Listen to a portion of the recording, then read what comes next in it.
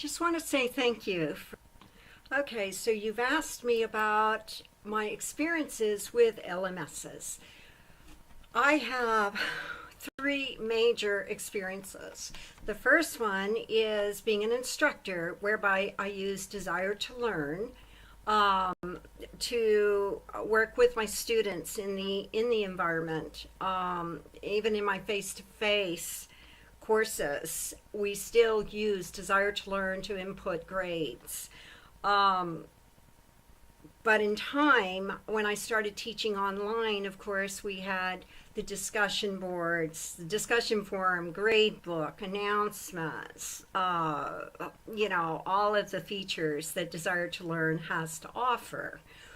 My second experience was as a student when I was taking courses in the Capella University doctoral program for instructional design, and their LMS is Blackboard. So I became fully knowledgeable about Blackboard.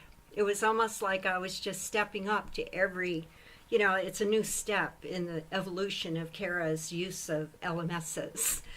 The third instance was as a designer and a facilitator, and this was in my most recent position with the state of Arkansas.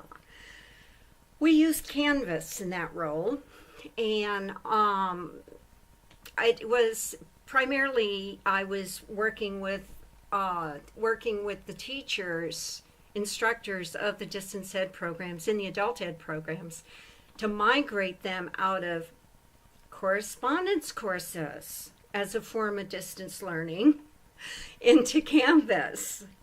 And in each one of these, of course, within each role I had, it depended on what was needed at that moment as far as what the functionalities were that I was going to be using for each part.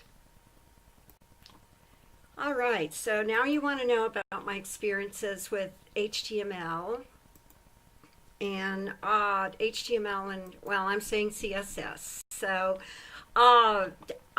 way back when, I owned my own web design business, and at that time, of course, I was building websites. I had to learn HTML on my own and CSS, and so I was able to use it designing the website, but also finding problems associated with the HTML coding. So it's really very simple for me, it's just like another foreign language. After the web design portion of it, though, I became really interested in SEO, and I'm sure you're aware of this, but with search engine optimization, you have to understand the HTML code, the meta tags and everything in order to be able to put in the correct keywords as far as descriptions and titles. So that's kind of where my experience is. Okay, so I think the course that I feel most proud of and that exhibits my strength in instructional design was the training course that I recently did for the state, which I previously mentioned, migrating the teachers and the directors of the programs from correspondence courses to Canvas and being in a total online environment. So this course I had created.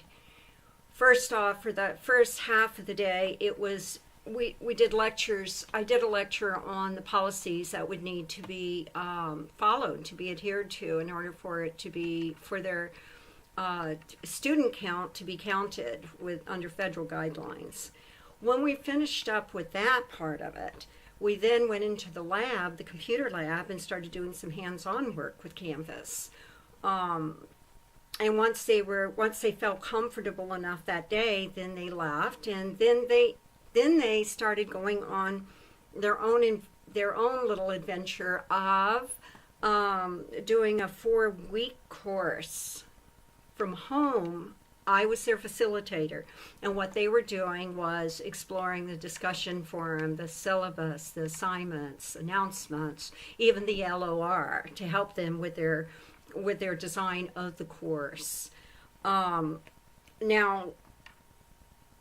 of the course. So it was really great because I was able to actually do assessments. I was able to assess my learners before I even started designing the coursework. And I did this by collaborating with my coworkers, and one coworker specifically, he was actually in the role of the distance education advisor role, and I was going to be taking over.